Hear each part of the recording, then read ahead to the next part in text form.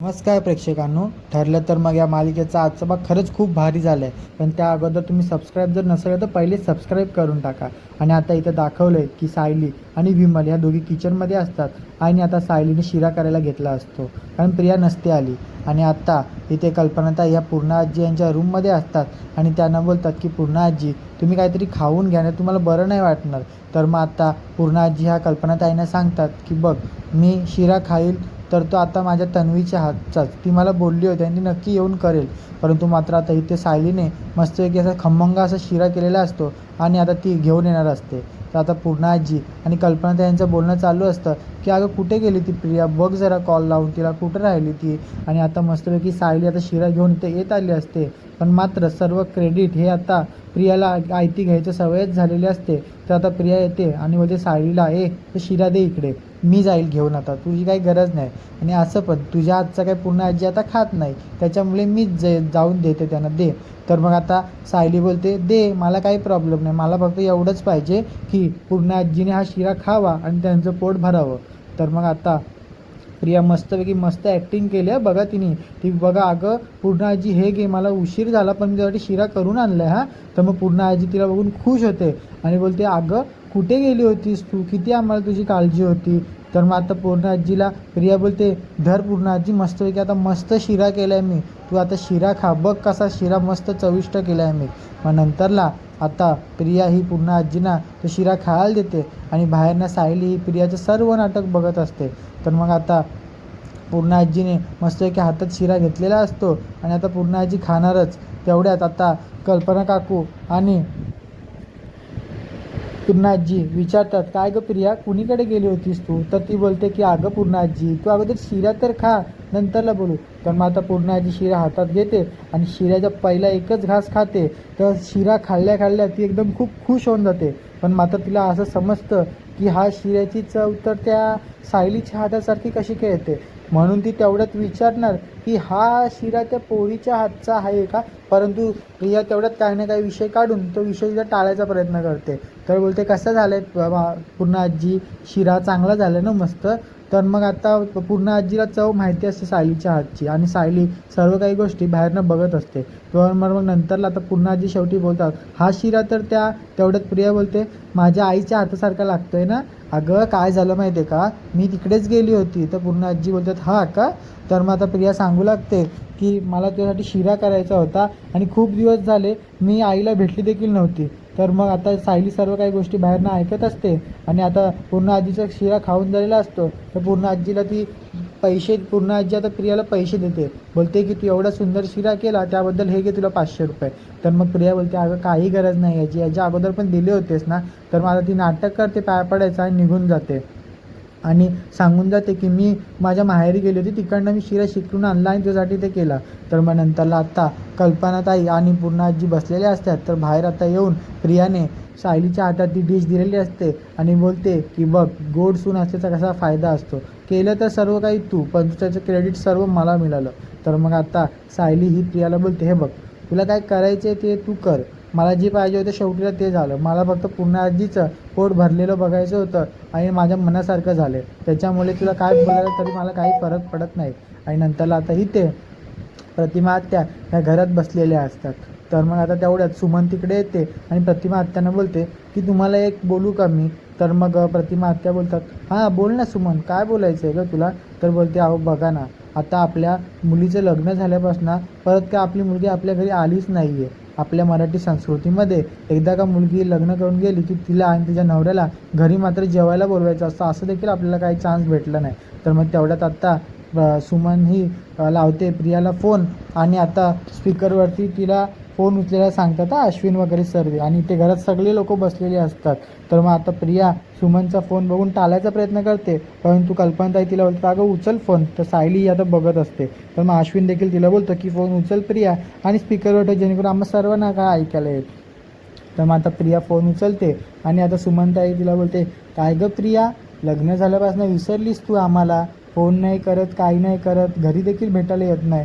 तर हे ऐकून सायलीला लगेच समजून जातं आणि सगळे आता बघत बसतात.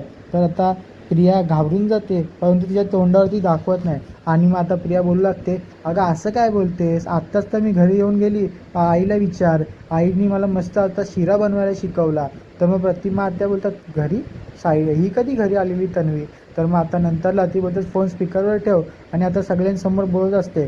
तर मग आता प्रिया ही प्रतिमा आत्याला कल्पनाताईंचा आणि सगळ्यांसमोर गेडा बनवायचा प्रयत्न करते. ती बोलते, अगं आई अशी काय करतेस, आत्ता तर मी घरी येऊन गेली, तूच तर मला शिरा शिकवला. तर मग आता प्रतिमा बोलते, अगं तू कधी घरी आलीस, मला तर नाही वाटत तू घरी आलेलीस कधी. आणि आता मग नंतरला काय झालं, सुमन तेवढ्यात बोलते, काय गं मला भेटली नाहीस ती. तर मग आता प्रिया बोलते की तू घरातच नव्हतीस, तू बाहेर गेली होतीस. तर मग सुमन बोलते, मी कधी बाहेर गेली, आणि नंतर स्वतःच बोलते, हां हां आठवलं, हां बाहेर गेली होती मी. परंतु नंतरला आता प्रिया ही प्रतिमा आत्यांना येडा बनवण्याचा प्रयत्न करत असते. ती बोलते, अगं आई तू विसरलीस का, आत्ता तर मी घरी येऊन गेलेली. आणि हे सगळं सायली ऐकत असते. तर मग आता प्रतिमा आत्या बोलतात, अगं कधी आली होतीस तू घरी, मला तर मी सगळे केलेल्या गोष्टी आठवत आहे, पण तू काय बडबड करतेस हे. तर मग आता नंतरला प्रियाने पूर्णपणे प्रतिमा आत्याला येड्या पाडण्याचा प्रयत्न केलेला असतो. आणि आता प्रतिमा आत्या स्वतःच्या मनातल्या मनात रडायला लागतात. बोलतात की असं कसं होऊ शकतं, मला तर सगळं केलेली कामं आठवतात, आणि प्रिया अशी का बोलते. परंतु आता साईला या सगळ्या गोष्टीवरचा विश्वास असतो की प्रतिमा आत्या खोटं बोलणार नाहीत. आणि त्यानंतरला आता प्रिया सगळ्यांसमोर सांगते की बघा ना, माझ्या आईचं बिचारीचं एवढं आजारपणातनं हे झाली, परंतु काय अजून आजारपणा गेला नाही. आणि तिने पूर्ण तिथे आत्ता त्याच्यामध्ये प्रतिमा आत्याना येडा बनवायचा प्रयत्न केलेला असतो. आणि मग नंतरला प्रतिमा आत्या तिला सांगत असतात, अगं मला चांगलं आठवतं आहे, तू नव्हती आलेलीस. परंतु आता नंतरला सायली देखील प्रतिमा आत्यांशी बोलते आणि त्यांना बोलते की जाऊ द्या, आता तुम्ही काळजी घ्या तुमची. आणि नंतर फोन ठेवतात. आता इथं दाखवलं आहे, अश्विन हा प्रियाला बोलत असतो, काय गं काय झालं नक्की, असं तुझ्या आईला का असं बोलते. तर मग आता प्रिया बोलते, काय करणार तुला तर माहिती आहेच ना. मग अश्विन बोलतो, हो गं मला माहिती आहे, थोडं त्यांच्या आजारपणाला जायला टाईम जाईल. तेवढ्यात प्रिया ही पाया पडून देवाला बोलते, माझ्या आईला लवकर बरं कर. आणि सगळ्यांचं तेच म्हणणं असतं. आणि आता इथं दाखवलं की अर्जुन हा घरामध्ये काम करत असतो. तो खूप त्या केस संदर्भामध्ये बिझी असतो. तो चैतन्याला कॉल लावतो आणि चैतन्याला बोलतो, दानवे देशमुख केस विरोधात जे काही तुला माहिती असेल तिच्याबद्दल सगळी माहिती माझ्यापर्यंत मला मिळाली पाहिजे. ती कुठे शिकले, ती काय करते, तिची केस लढायची पद्धत कशी आहे. कारण बघ चैतन्य, आपल्याला तिला हरवायचं आहे, म्हणजे आपल्याला कायम सतर्क राहायला लागणार. आणि तो फोन ठेवून देतो. त्यानंतर तिथे सायली येते आणि सायली बोलते, काय हो हे काय करताय तुम्ही, आज एवढा अभ्यास करताय चक्क. तर मग सायली बोलते की माझ्या नवऱ्याला देखील अभ्यासाची गरज, एवढा हुशार असून.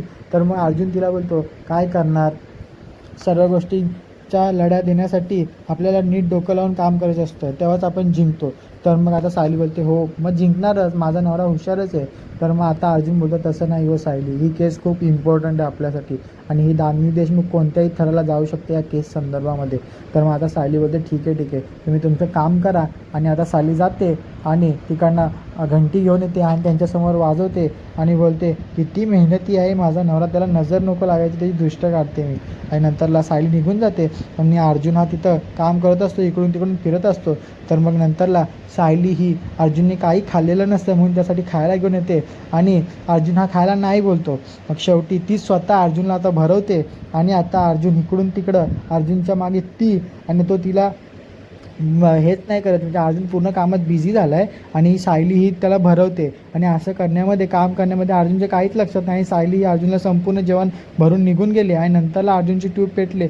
अरे बापरे, असं सायली हाताने मी चक्क जेवलो, किती सुंदर आहे माझी बायको, माझं सगळं काम ऐकतं आणि मला सगळ्या गोष्टी देखील पुरवते. तर मग आता अर्जुन सायलीला बोलतो की बघा ना, तुम्ही माझी किती हे करता, असं वाटतं जिरा मोहरी आणून तुमची दृष्ट काढायची. तर सायली बोलते, आज काय हे अचानक. तर मग आता अर्जुन बोलतो, मग काय करणार, माझी बायकोच बघ एवढी गोंडस आणि किती हुशार आहे, नवऱ्याला जे लागेल ते सगळ्या गोष्टी योग्यरित्या ती पुरत असते. आणि नंतरला मग इथं दोघांचं बोलणं चालू असतं. तर अर्जुन तिला बोलतो की आपण ना आता डिनरला जाऊया उद्या. तर मग आता तिकडे झालं की खाली दाखवलं की सगळे हे घरात जेवायला बसलेले असतात. अश्विन देखील तिथं असतो आणि आता त्यांचं सगळ्यांचं जेवण झालेलं असतं.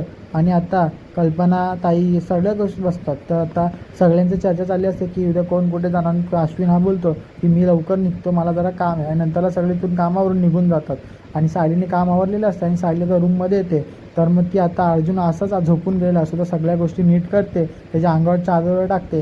आणि आता ती विचार करत असते की खरंच प्रतिमा आत्यांना हे झालं, पण माझा तर प्रतिमा आत्यावरती पूर्ण विश्वास आहे की प्रतिमा आत्या खोट्या बोलणार नाही. याचा अर्थ प्रियाच कुठेतरी काहीतरी लपवते. आणि ती काहीतरी फसत एवढं नक्की.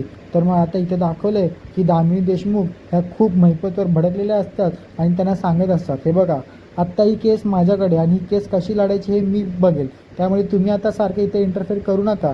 आणि मग आता तो बोलतो, महिपत कसं आहे ना, माझ्या मुलीचे हे म्हणून मी आलो हो. आणि नंतरला इथं या पुढच्या भागात